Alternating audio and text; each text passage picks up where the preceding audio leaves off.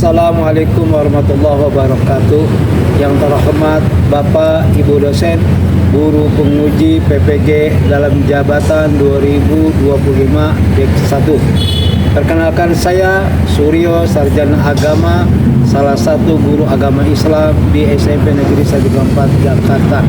Saya sebagai mahasiswa dalam jabatan 2025 angkatan 1 di LPTK UPI Syarif Hidayatullah dengan NIM 4124019910166.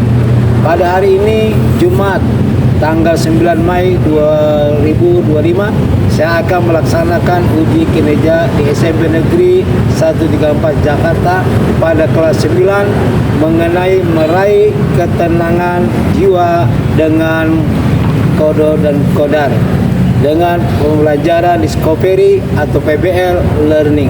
Selamat menikmati video pembelajaran saya.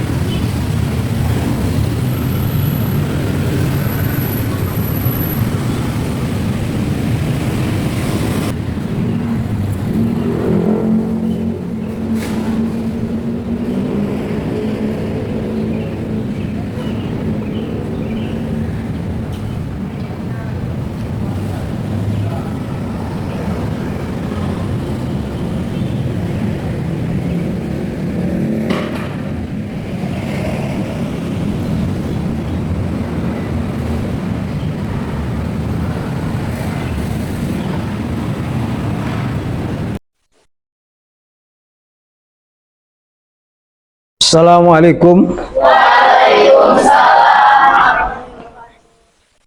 Alhamdulillah ya Allah. Bagaimana kabar anak-anakku? Sehat semua? Alhamdulillah. Ayo mari sama-sama sebelum kita melaksanakan pembelajaran kita berdoa ya. Silakan dipimpin Labib. Siap. Berdiri.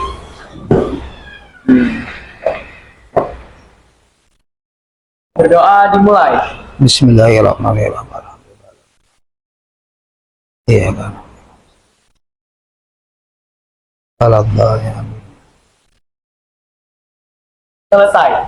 Memberi salam. Assalamualaikum warahmatullahi wabarakatuh. Waalaikumsalam warahmatullahi wabarakatuh. Ya, silakan duduk anak-anakku.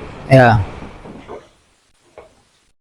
Anak-anakku, kira-kira dari sekian banyak ada yang tidak hadir? Hadir semua?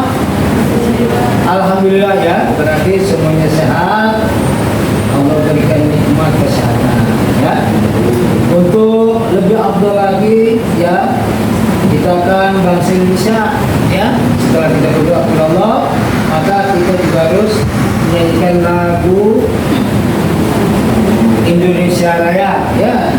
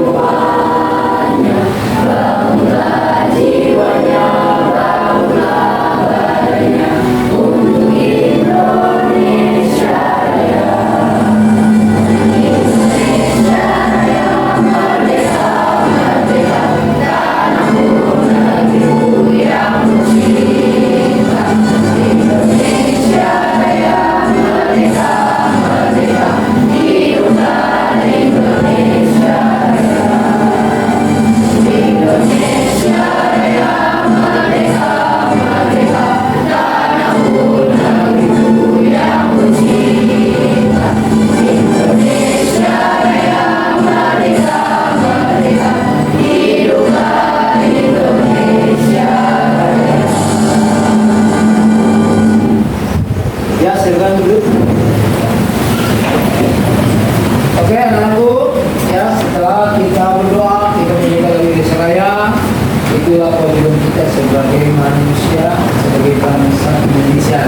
Pada hari ini, yaitu anak-anakku kelas 9, adalah pembelajaran tentang qada dan qadar, ya.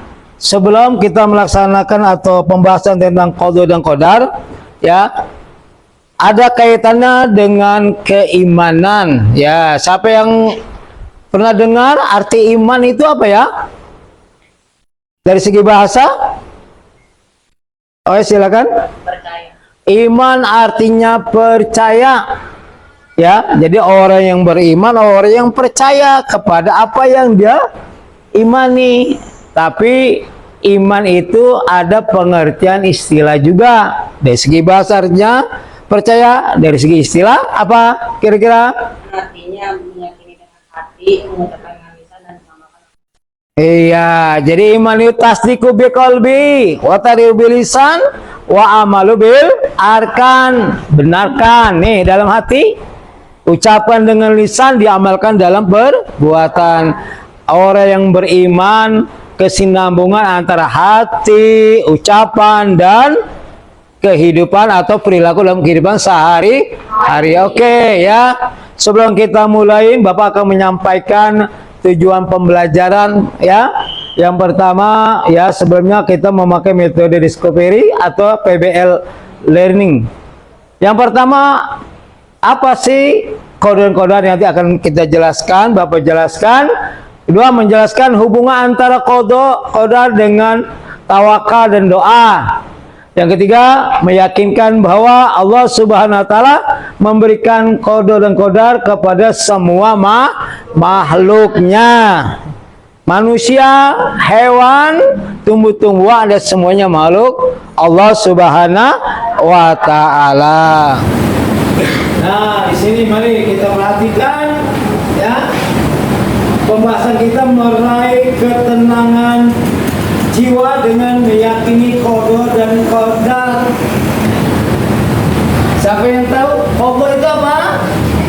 Ya. Ketetapan. Ketetapan hidup mati yang menetapkan adalah Allah Subhanahu wa taala. Jodoh yang menetapkan Allah Subhanahu wa taala. Ada orang yang ingin hidupnya selalu, tapi kalau Allah tetapkan baru yang meninggal, bisa. Ada orang yang sakit, ya pengen meninggal, tapi malah sembuh sepanjang waktu. Ada yang sehat, tiba-tiba kita terdengar besok meninggal. Inilah yang Allah tetapkan. Nah, apa qadarnya ini apa? Siapa yang tahu arti qadar? Ya? Qadar adalah perwujudan. Ya, qadar itu perwujudan, ya. Perwujudan daripada ketetapan Allah. Semua alam dunia ini, ya, ditetapkan oleh Allah. Terwujudnya alam dunia. Oh, adanya malam, adanya siang, adanya manusia, adanya makhluk yang lainnya, semua diatur oleh kehendak Allah. Perjalanan alam kehidupan manusia ini harus kita pahami nih, step by step, ya. Kita nih akan kemana, kayak gitu. Dari ada, tadi gambar yang pertama dari ada tidak ada, akan kembali lagi ada yang namanya kehidupan kekal dan abadi, itu ya. Oke, yang pertama apa di situ? Oh, alam ajali, alam sebelum terjadinya sesuatu. Maksudnya apa tuh sebelum terjadi sesuatu? Jadi manusia sebelum adanya di alam kandungan, maka dia tercatat di alam azali. Kamu mungkin punya keluarga, saudara atau tetangga, mungkin dia sudah nikah 2 tahun, 3 tahun, 4 tahun belum diberikan keturunan.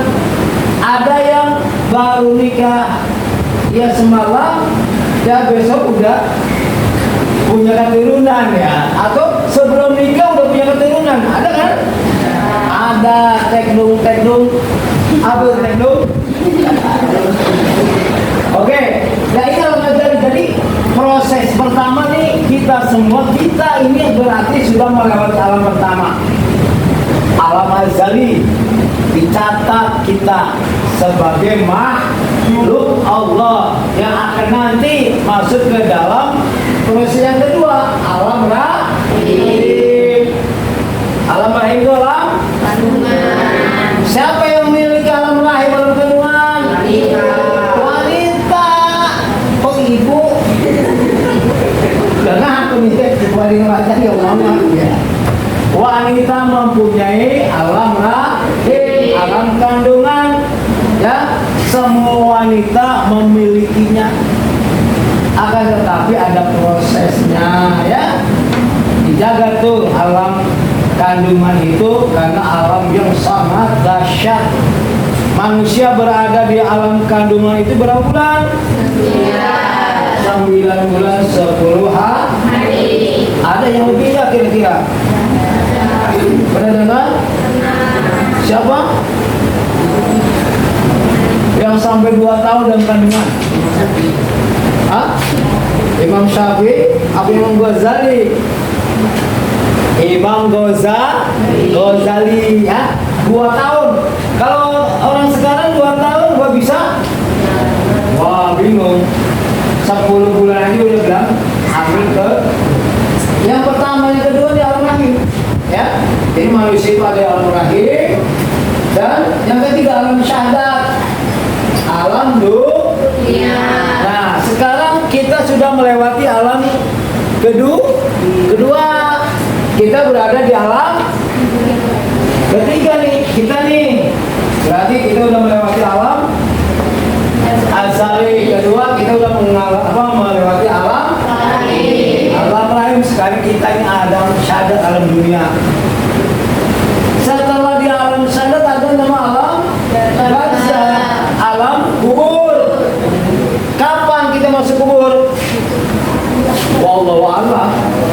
Bisa ntar malam, bisa besok, bisa minggu depan, bisa sebulan, bisa setahun. Maka di alam dunia ini Allah sudah catat kita dengan kodenya Allah. Kapan kita kembali, kapan kita mati, kapan kita hidup lagi, itu catat. Ya, oke.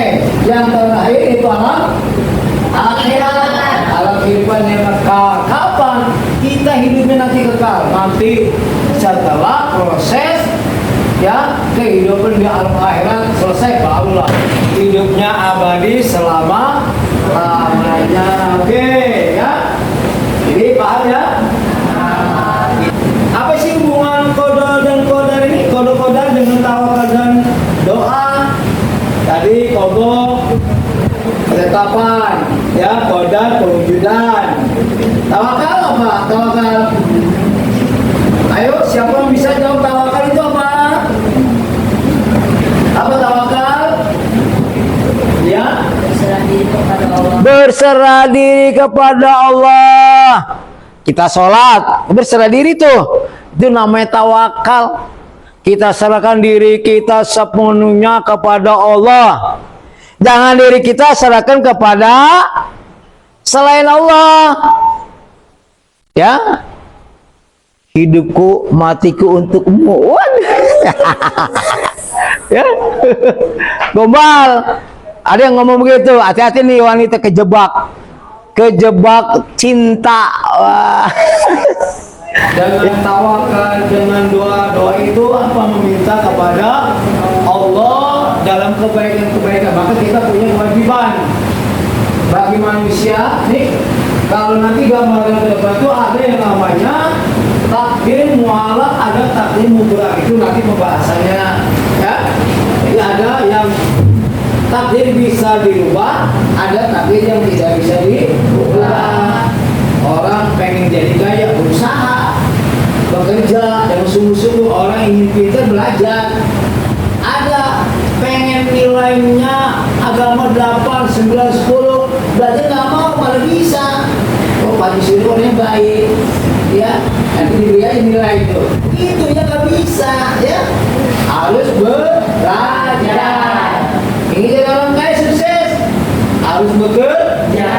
Itu walaupun dengan kode ketetapan Allah manusia sudah diatur tentang rizkinya. Oke. Allah Subhanahu wa taala memberikan kode-kode kepada makhluknya, semua makhluk yang ada di alam dunia ditetapkan oleh Allah. Apa gambaran di sini? Kita sehat pasti kita bisa sakit. Sakit bisa sembuh. Orang sehat bisa sakit.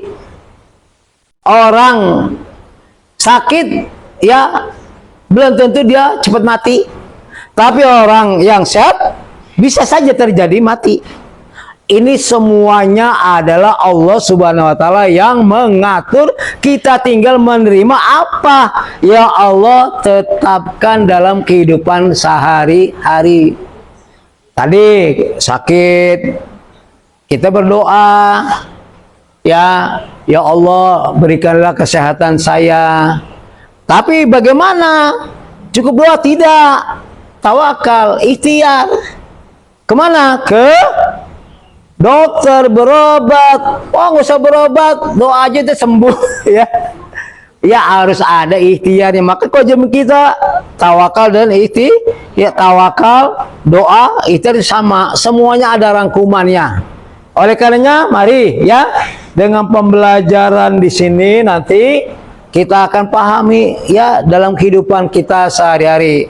Oke, mari ada tugas kita akan buat kelompok-kelompok untuk mendiskusikan pembahasan-pembahasan kaitan yang tadi Bapak sudah sampaikan. Oke. Kita buka apa? Kita kelompok kayaknya pada lemes sih kena ngantuk ini ya. Ayo kita lakukan speaking dulu, ayo. Bang, ayo, semangat. Speakingnya gampang aja, mudah. Ayo, berpasangan. Ayo, saling memijit. Ayo, gantian mijitnya. Ya, dari belakang, dari depan ke depan. Ayo, 1, 2, 3, ya. Nah, ya gitu bantu. Ya. Nah, ya gitu bantu. Ayo, gantian. Gantian lagi, balik. Ya, 1, 2, 3 ya. Wah. Udah, oke. Relax kan? Enjoy. Ayo, gerakan tangan. Ya, gini. Ayo.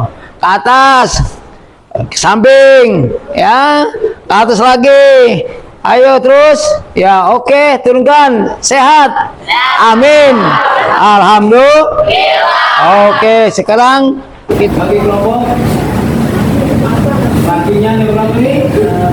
Berarti 2, 3. Oke. 2, 2, 1. Ya, kakinya 2, 2, 1. Wanitanya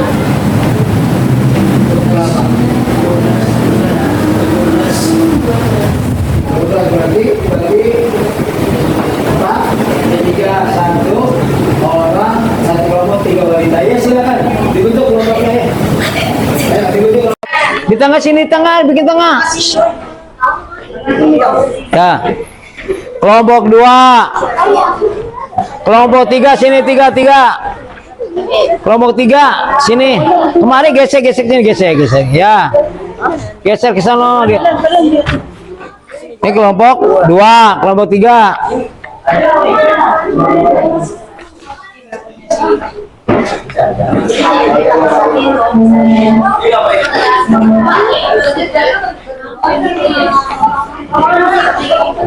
Ini kelompok 3.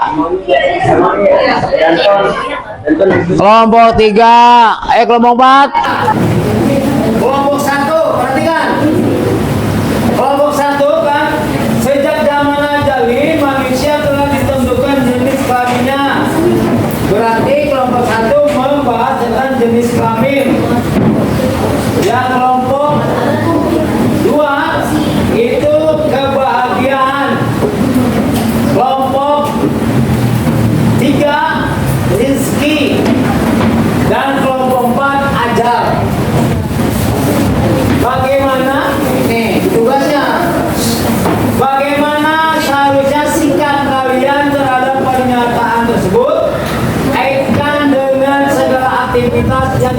kehidupan sehari-hari. Nah, tentang jenis kelamin, bagaimana, tentang kebahagiaan, terus rezeki dan ajar. Oke, waktunya 15 menit. Silakan dikerjakan. Ah,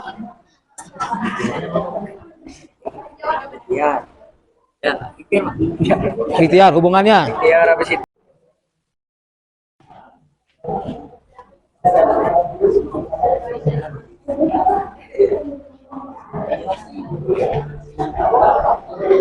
Silakan kelompok 1 untuk melaporkan ya hasil, ya hasilnya, coba silakan.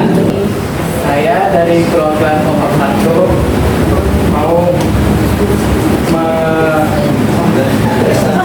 mempresentasikan hasil diskusi kelompok saya. Pertanyaan pertama, jelaskan bagaimana hubungan antara kode dan koda. Hasil diskusi dari kelompok saya yaitu kode adalah ketetapan atau rencana, sedangkan kodar adalah perwujudan. Hubungannya erat dan tidak dapat dipisahkan. Lalu pertanyaan yang kedua, sejak zaman azali, manusia telah ditentukan jenis kelamin. Bagaimana seharusnya sikap kalian terhadap pernyataan tersebut? Kaitannya dengan segala aktivitas yang dilakukan sehari-hari.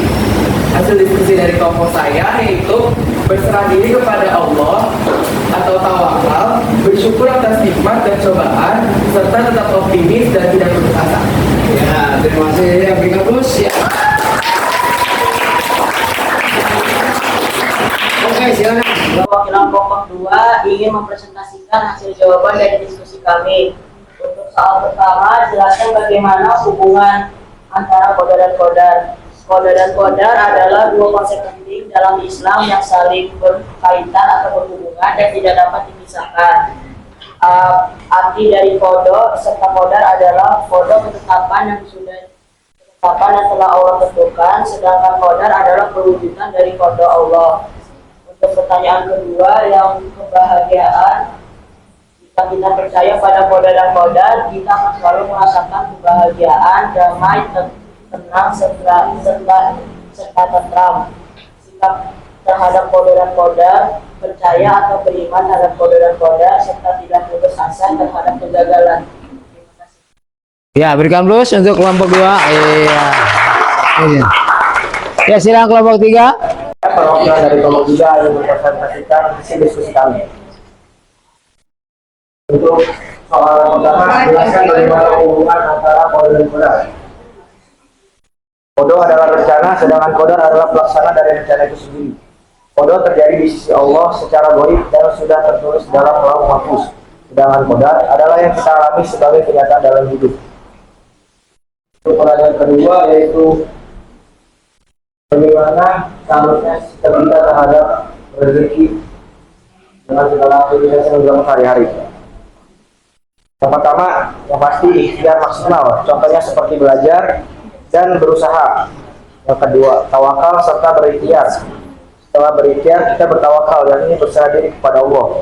Yang ketiga, syukur dan selalu bersabar. Ketika mendapat rezeki yang lapang, bersyukurlah, ketika sakit bersabarlah. Ya, terima kasih. Ya, berikan plus untuk kelompok 3. Ya, silakan untuk kelompok 4. Mana? Saya mewakili kelompok 4 untuk mempresentasikan hasil diskusi dari yang pertama, yaitu jelaskan bagaimana hubungan antara kodar dan kodar. Dan ini adalah jawaban dari diskusi kami. Kodar adalah ketetapan Allah SWT yang ditetapkan sejak zaman azaliyah. Sedangkan kodar adalah perwujudan atau realisasi dari ketetapan tersebut di dunia nyata. Itulah hasilnya. Dan yang kedua, yaitu sejak zaman azali, manusia telah ditentukan jenis kelamin, kebahagiaan, rezeki, serta azalnya. Bagaimana seharusnya sikap kalian terhadap pertanyaan tersebut? Kaitannya dengan segala aktivitas yang dilakukan sehari-hari. Dan hasil yang kami diskusikan yaitu sikap yang tepat terhadap ajal atau kematiannya, adalah dengan menyikapinya sebagai keharusan yang tak terhindarkan dan bagian dari kehidupan.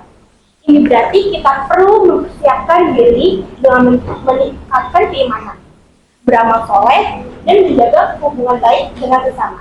Dan itulah hasil diskusi kami dari kelompok 4. Terima kasih. Ya, beri komplus. Ya. Apa yang sudah dituangkan di dalam tulisan ini dijadikan dalam kehidupan sehari-hari. Oke, sekarang kita lanjutkan yang kembali ke semula dulunya atau mungkin di sini saja. Sekarang ada kegiatan yang namanya ya LKPD, itu kegiatan yang bekerja. Ada 4 pertanyaan yang kamu harus kerjakan dan jawab. Coba dibagi-bagi. Jawab di sini kan. Hah? Iya. Di sini aja disuruh Bapak.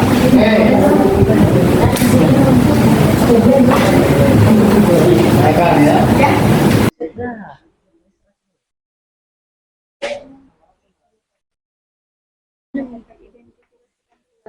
Dan kalian yang sekiranya masih bisa Hah? juga kalian Apa? dengan maksimal. Itu konsep bukan padan. Padan.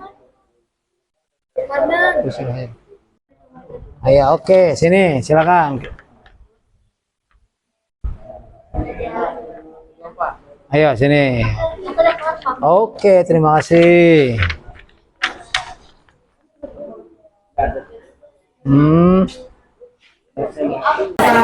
Sudah oke, terus sebentar.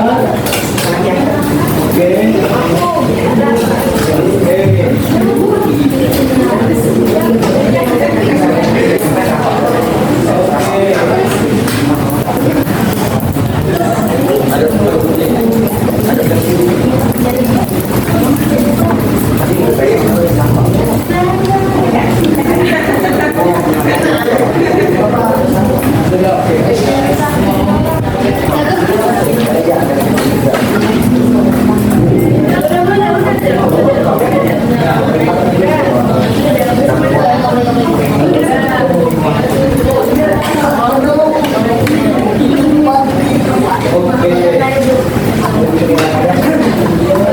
Sudah semua?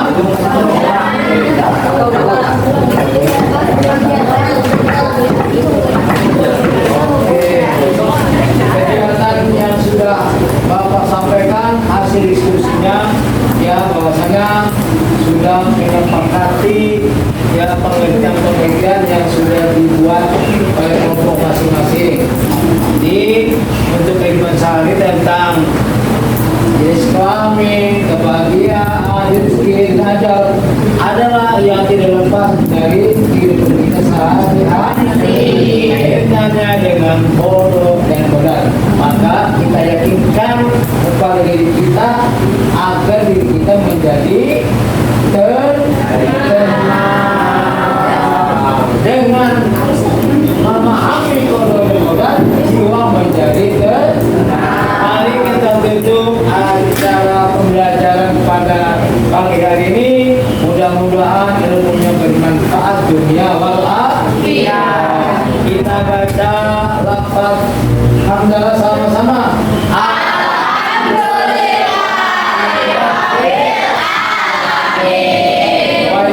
Assalamualaikum warahmatullahi wabarakatuh.